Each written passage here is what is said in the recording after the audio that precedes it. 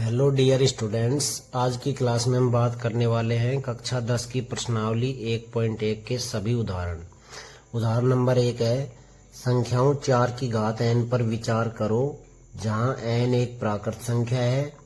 जांच कीजिए कि क्या n का कोई ऐसा मान है जिसके लिए 4 की घात n अंक शून्य पर समाप्त होता है। अर्थात हमें यह जांच करनी है कि 4 की घात n का यदि हम प्रसार करते हैं तो जो उसका प्रसार होगा, लास्ट में जो अंक आएगा उसका जो इकाई का अंक है वो 0 आएगा या नहीं। इसके लिए हम कुछ एग्जाम्पल लेते हैं जो 0 पर समाप्त होते हैं, जैसे 10, 20 और ऐसे और। यदि हम 10 के अभाज्य गुणनखंड करते हैं तो वो आएंगे 2 गुणा 5। यदि आप 20 को आप 10 गुणा 2 लिखते हैं और 10 के यदि आप अभाज्य गुणनखंड करते हैं तो वो 2 गुणा 5 और गुणा में है 2। ऐसे ही जितनी भी संख्याएं होती है उनमें एक बात अवश्य कॉमन है, यदि आप उसके अभाज्य गुणनखंड करते हैं तो उनके सभी के अभाज्य गुणनखंड में 2 और 5 जरूर उपस्थित होगा। अब हम जांच करते हैं 4 की घात n के अभाज्य गुणनखंड। 4 की घात n के अभाज्य गुणनखंड। यदि आप 4 के अभाज्य गुणनखंड करते हैं तो आएंगे 2 गुणा 2 और घात में है n, अर्थात ये हो जाएगा 2 की घात n गुणा 2 की घात n। आपने यह चीज नोटिस की कि यदि आपने 4 की घात n के अभाज्य गुणनखंड किए तो उनमें 2 तो आ रहा है लेकिन 5 नहीं आ रहा, जबकि 2 और 5 दोनों होने जरूरी है। इसलिए चूंकि 4 की घात n के अभाज्य गुणनखंड में 4 की घात n के अभाज्य गुणनखंड में क्या नहीं है, 5 नहीं है। इसलिए 4 की घात n अंक शून्य पर समाप्त नहीं होगी। नेक्स्ट है उदाहरण नंबर 2, संख्याओं 6 और 20 के अभाज्य गुणनखंड विधि से HCF और LCM ज्ञात करो। अर्थात 6 और 20 के अभाज्य गुणनखंड विधि से मैथ से और लेस से ज्ञात करने हैं। इसलिए सबसे पहले यदि हम 6 के अभाज्य गुणनखंड करते हैं, इसके लिए सबसे पहले 2 का भाग, 2 तिये 6 और 3 एकम 3। इसके बाद यदि आप 20 के अभाज्य गुणनखंड करते हैं तो 2 एकम 2 और 0 की 0, 2 पंजे 10 और 5 एकम 5। यदि आपने 6 के अभाज्य गुणनखंड किए तो वो आए 2 की घात 1, 2 एक बार है, गुणा 3 भी एक बार है, इसलिए 3 की घात 1। यदि आपने 20 के अभाज्य गुणनखंड किए तो 2 दो बार है, अर्थात 2 की घात 2 गुणा 5 एक बार है, अर्थात 5 की घात 1। तो अब हम निकालते हैं HCF अर्थात मैथ से। HCF में सबसे पहले कॉमन अभाज्य गुणनखंड छांटो, जैसे यहाँ कॉमन अभाज्य गुणनखंड है 2, और HCF निकालने के लिए उभयनिष्ठ अर्थात कॉमन अभाज्य गुणनखंड की सबसे कम घात ली जाती है। तो 2 की घात 1 और 2 की घात 2, इसमें से सबसे कम घात है 2 की घात 1 और कोई उभयनिष्ठ अभाज्य गुणनखंड नहीं है, अर्थात अपना HCF हो जाएगा 2। इसके बाद है LCM। LCM में जितने भी अभाज्य गुणनखंड थे उन सब अभाज्य गुणनखंड की अधिकतम घातें लेनी है। तो 2 की घात 1 और 2 की घात 2, इसमें अधिकतम घात है 2 की घात 2 गुणा। अब 3 की घात 1, नीचे 3 की घात कुछ नहीं है, अर्थात सबसे ज्यादा है 3 की घात 1 गुणा। ऐसे ही 5 की घात 1 में सबसे ज्यादा घात है 5 की घात 1, अर्थात अपना एलसीएम हो जाएगा 2 की घात 2 होता है 4, 3 की घात 1 होता है 3 और 5 की घात 1 होता है 5। ऐसे अपना एलसीएम हो जाएगा 4 तिये 12 गुणा 5 अर्थात 12 पंजू 60 अपना एलसीएम। नेक्स्ट है उदाहरण नंबर 3। अभाज्य गुणनखंड विधि द्वारा 96 और 404 का एचसीएफ ज्ञात करो और इनका एलसीएम ज्ञात करो। इसलिए सबसे पहले हम 96 के अभाज्य गुणनखंड करते हैं। इसके लिए सबसे पहले 96 में 2 का भाग देने का मतलब होता है उसका आधा कर दो या 2 का भाग लगा दो। जैसे 2 चौक 8, 1 बचा और 2 अठे 16 है। ऐसे ही 2 दूनी 4 और 2 चौक 8। ऐसे ही 2 एकम 2 और 2 दूनी 4, 2 छगी 12 और 2 तिये 6 और 3 एकम 3। अब हम करते हैं 404 के अभाज्य गुणनखंड। इसके लिए यदि आप 404 में 2 का भाग देंगे तो आएगा 2 दूनी 4 टूटे भाग की सुपर और 2 दूनी 4। इसके बाद फिर आप यदि 2 का भाग देंगे तो 2 एकम 2, ऐसे 0 और 1। अब 101 में भाग देंगे 101 का, जो कि जाएगा 1 बार।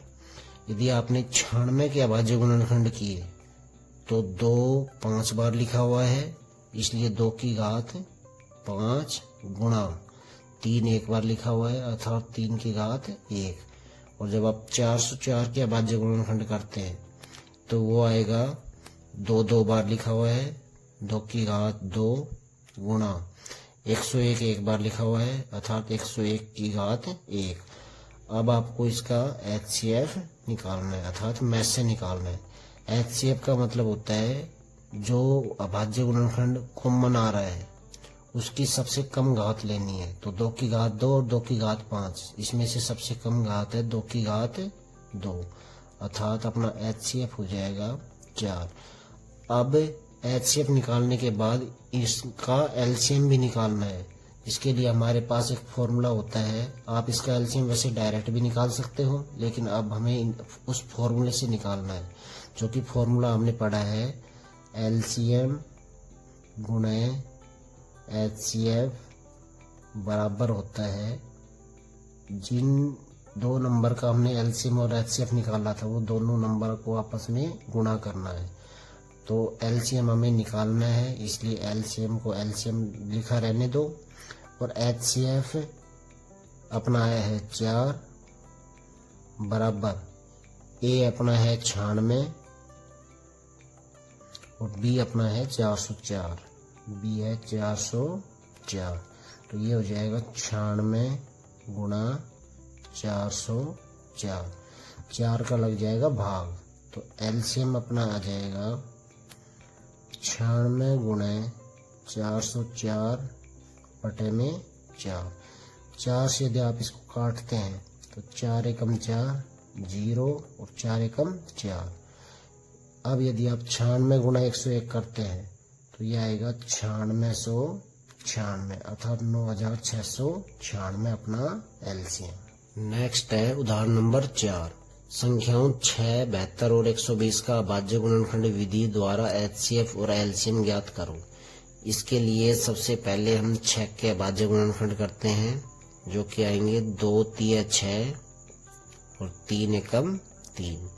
इसके बाद यदि आप 72 के अभाज्य गुणनखंड करते हैं तो यदि आप 72 में 2 का भाग देंगे तो ये आएगा 2 तिया 6, 2 छगी 12। 36 में यदि आप 2 का भाग देते हैं तो आएगा 2 एकम 2 और 2 अठे 16। जब आप 18 में 2 का भाग देंगे तो आएगा 9, 2 नाम 18। अब 9 में आप 3 का भाग देंगे तो आएगा 3 तिये 9 और यदि आप 3 में 3 का भाग देंगे तो ये आएगा 1। इसके बाद आपको गुणनखंड करने हैं 120 के। इसके लिए आप इसमें यदि 2 का भाग देते हैं तो आएगा 2 छगी 12 और टूटे भाग की सुपर। इसके बाद यदि आप फिर 2 का भाग देते हैं तो आएगा 2 तिया 6 और 0।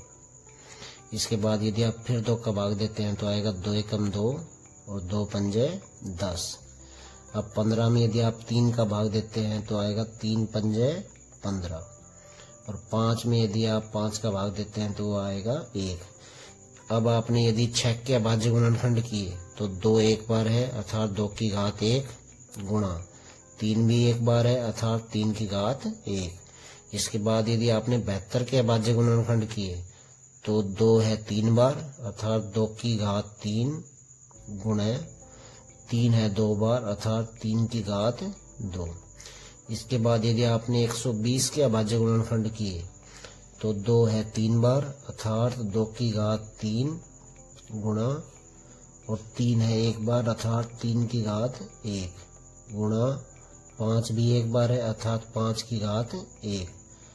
इसलिए अपना HCF होता है, इन सभी में जो कॉमन अभाज्य गुणनखंड आ रहे हैं, जैसे सभी में कॉमन आ रहा है 2 तो 2 को बॉक्स में बंद कर दिया, और आ रहा है 3 तो 3 को भी हमने बॉक्स में बंद कर दिया। अब HCF में जो हमने कॉमन अभाज्य गुणनखंड लिए हैं अर्थात उभयनिष्ठ अभाज्य गुणनखंड लिए हैं, उनकी सबसे कम घात लेनी है। तो 2 की घात 1, 2 की घात 3 और 2 की घात 3, इसमें सबसे कम घात है 2 की घात 1।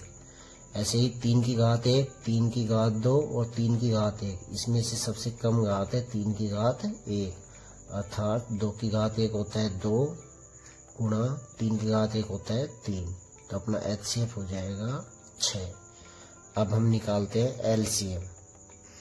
LCM के लिए जितने भी अभाज्य गुणनखंड थे उन सब की अधिकतम घातें लेनी है। तो 2 की घात 1, 2 की घात 3 और 2 की घात 3, इसमें से सबसे ज्यादा घात है 2 की घात 3 गुणा, ऐसे ही 3 की घात 1, 3 की घात 2, 3 की घात 1, इसमें से सबसे ज्यादा घात है 3 की घात 2 और 5 की घात 1, 6 में और 72 में 5 की घात 1 भी नहीं है अर्थात सबसे ज्यादा घात हो गई 5 की घात 1। तो अपना LCM हो जाएगा 2 की घात 3 होता है 8 गुणा 3 की घात 2 होता है 9 अर्थात 3 गुणा 3 9 और 5 की घात 1 होता है 5।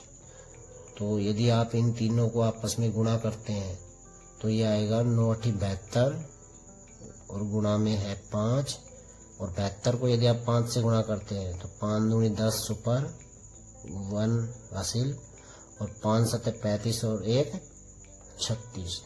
तो अपना LCM हो जाएगा 360। आज की क्लास में बस इतना ही। कल की क्लास में हम बात करेंगे प्रश्नावली 1.1 के सभी प्रश्न।